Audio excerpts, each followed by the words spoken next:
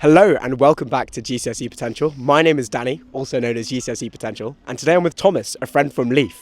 If you know about Leaf, you know. If you don't, you don't. So Thomas is a first year here at Trinity College. You can see beautiful little building behind me. We've come outside to come and record. Very lucky to be here. He did history and politics, and now he's doing Chinese. Don't ask questions.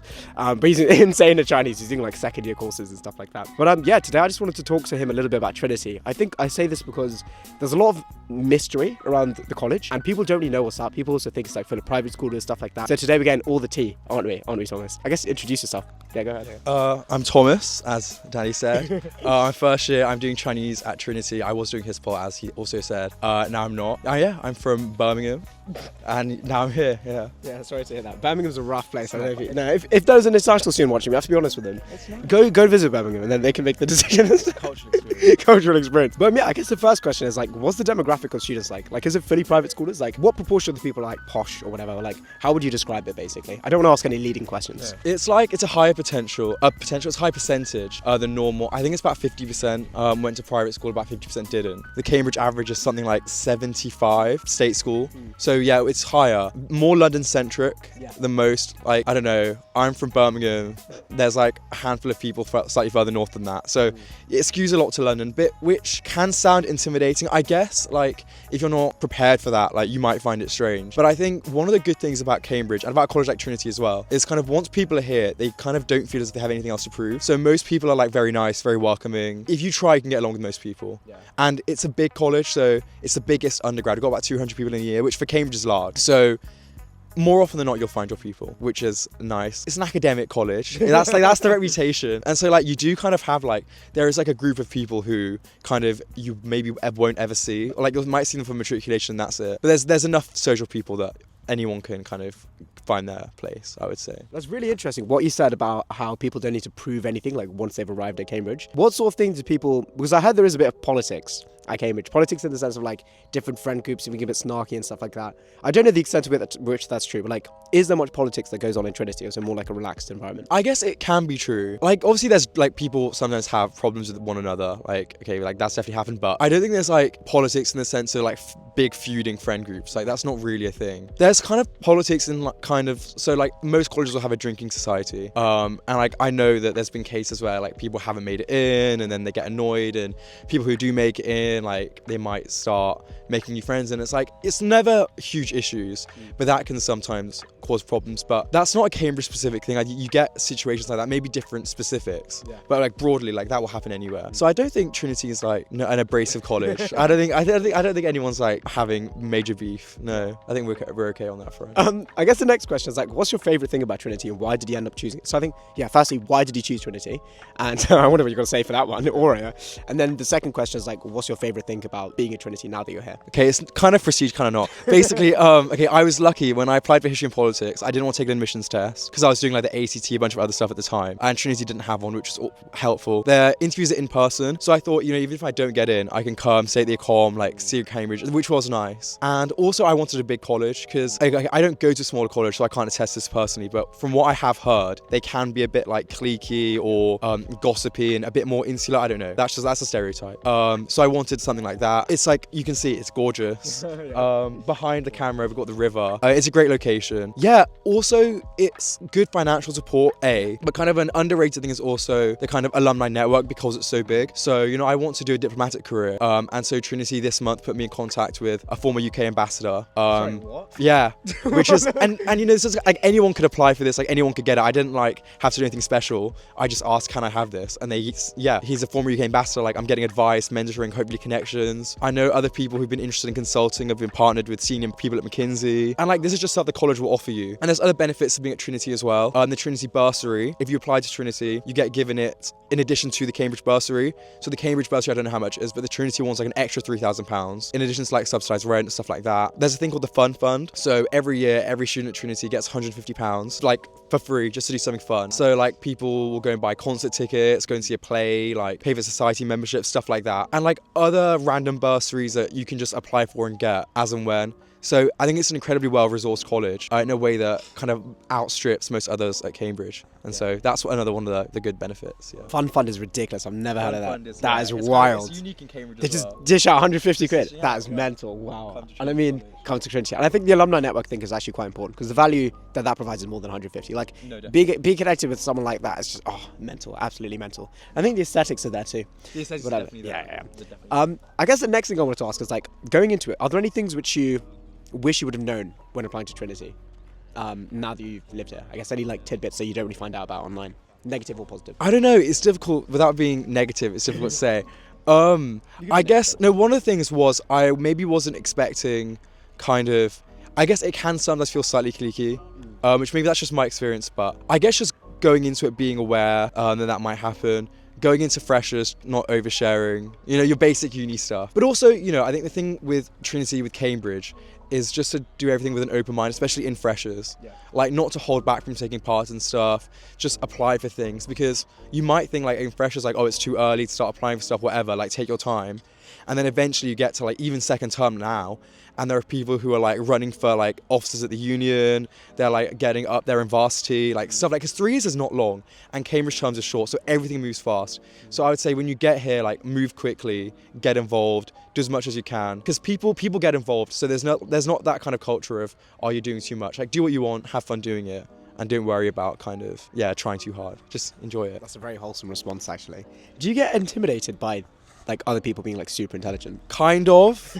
Like, I don't know, the way I hold it in my mind is like, I'm here, like, you need to abate the imposter syndrome as much as possible. So like trying to hold it, be like, I'm here as well, like I've made it too, is like, I don't know, one thing. But yeah, especially because there's like a myth of like the Trinity math student, which we call them math modes. They're Trinmos actually.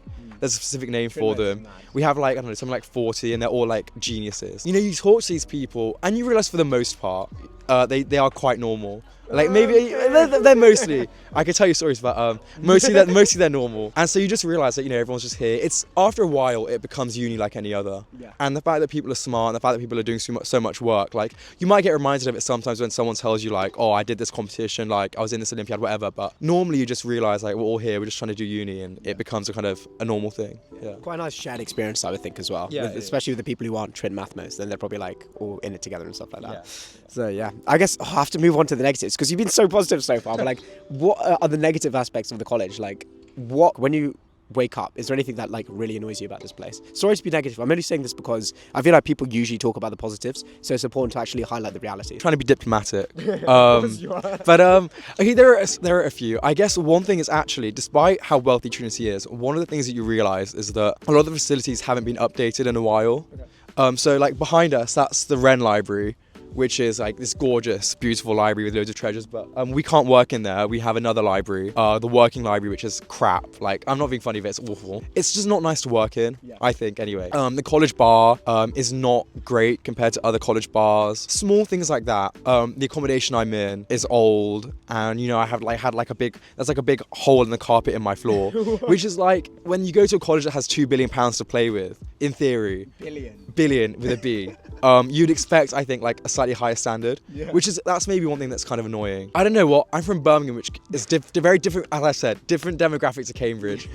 So it took a little bit of adjusting just to get used to that. But I think honestly, Trinity it's a good college, but it just, small things with the facilities and stuff like that, especially when you go, I don't want to be funny, but if you go somewhere like St. John's over the river, where they've like, built like new conference centres, and like the economy is like, tends to be a bit more modern and stuff like that. And you just think like, well, okay, what am I doing here? It's a bit annoying. I have heard that they're going to renovate everything soon. Really? I will not be here to enjoy that, but maybe like future generations, maybe they can. Okay, so I think the next thing to talk about kind of is like, what's your experience been like more generally at Cambridge? I guess it's kind of detaching now from Trinity, but like, what's your experience been like? Do you have any interesting things to talk about, I guess? Well, I mean, I like Cambridge. I think it's a gorgeous town. It's a great uni city. Clubbing I won't talk about because that's too tragic too. I think without being one of those kind of like Oxbridge fetishizers, but I think you kind of do realise it is quite a different experience to most other universities, which like has its benefits and its drawbacks. The terms are incredibly short, which is annoying. I've got to move out all my stuff every term, which is really annoying. And it's a massive bubble. Like, even when I've just left Cambridge to go to like London for an afternoon or for an evening or something, whenever you leave and come back, like it does feel a bit odd. It's like you leave the bubble and then you come back, and it's very intense. I actually would say, obviously Oxbridge gets bigged up a lot in kind of the UK national psyche, but you could be the cleverest person in the world and you might not be suited to going to Oxford or Cambridge, just because of kind of how intense it is, how specific everything is, the way the culture works. So I would actually recommend to people to come to open days, come visit the place, talk to students, because you might not like the course, you might realize it's not for you. It's a very specific experience. Some people love it, some people don't. I'm happy here. I think if I went to another uni, I might be bored, or I might not be. Well, we won't talk about that, but I want to be challenged as much. But yeah, and you meet some really, really interesting people. Of course, there are some strange people. It's Cambridge. By and large, people are nice, people are fun, people are normal. Like they're not like, no one's like super genius. So would I recommend it? Yes, but I would have a think to yourself first about what it is you want to get out of your uni experience, what you want it to look like, because it's definitely not traditional. And Trinity's definitely not. There are some colleges where you can get a bit closer, where they'll have like big flats and kitchens. Not here. So think about that. Yeah. Very nice. And how do you rate the food?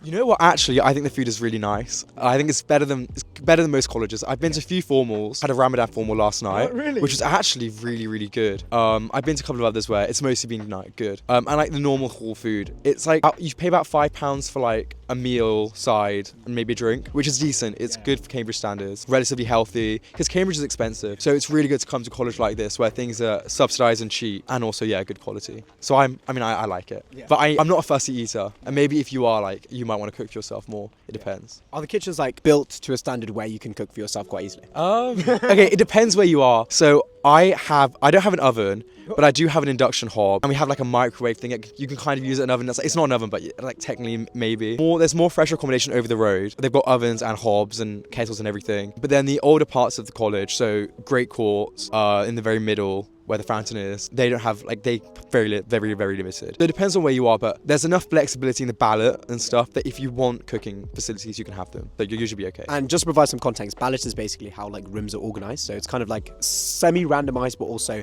if you have any sort of disabilities or any sort of religious preferences, etc., they also take that into account. In theory. Wow. So I think the next thing to ask is about the societies within Trinity. So what kind of main ones are there within the college themselves, so exclusive to the college? And are there any which like are quite bad, quite good, etc.? Being completely honest, I think, and I'm not sure the Trinity Society scene is as active as maybe some other colleges. I don't know. That's the impression I get. The biggest one is obviously rowing. The Trinity Rowing Club is one of the largest ones. Yeah. I mean, I don't do it. I was going to do a trial, then I decided I couldn't be bothered, so I didn't go. It's a big one. A lot of people do it as first timers. There are lots of different, like, right from like advanced to beginner, and they get a lot of success. So it's a nice thing to try if you're interested. Yeah, it's good for fitness. We've got like, there's like a law society which does some stuff, politics society which does some stuff. There's like a comedy society which, it's like meant to be comedy but it's not funny. Sorry. No, it was like I went to one event like last term and it was really bad. Sorry. There's like a literary society which like they do like poetry and stuff. And sometimes the college will organize speakers. It's not a society. I'm not a Christian, but I think very underrated is the Chapel Evensong. It runs on like a Tuesday and a Sunday, I think, and you can go. And the college choir here is very, very good. And it's really gorgeous. So there's that. Yeah, that's kind of it. There's obviously drinking societies which are a bit secretive and I'm not in, so I can't talk about it anyway. Yeah, so there's stuff going on.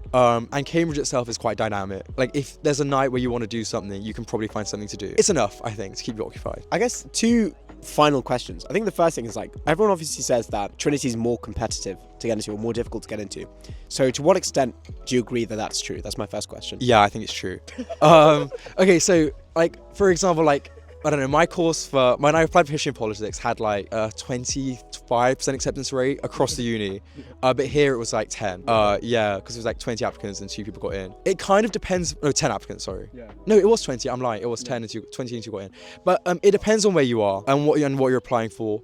Because like some smaller subjects varies a lot by year. I would generally say maths, very competitive. Anything STEM based basically at Trinity, I would say is going to be more competitive because there's a reputation for that. History is probably because it's like a big subject. Things like law, economics, medicine, the big kind of heavy hitter subjects, probably. Because it's not just in terms of numbers. I think people that apply to Trinity are going to be often certain types of people who will be a bit more like, they might be more ambitious, or they might be confident enough to apply somewhere like here. Because the official Cambridge advice is that it doesn't matter what college you choose, which is kind of true, but it's also kind of not. It's true in the sense that if you're clever enough, you'll probably get an offer from somewhere. But like sometimes it's better to like choose like a middle ground one that you think you might have a better chance getting into, rather than going for Trinity or like someone like John's or Selwyn, which is somehow really popular because they're right on Sidgwick.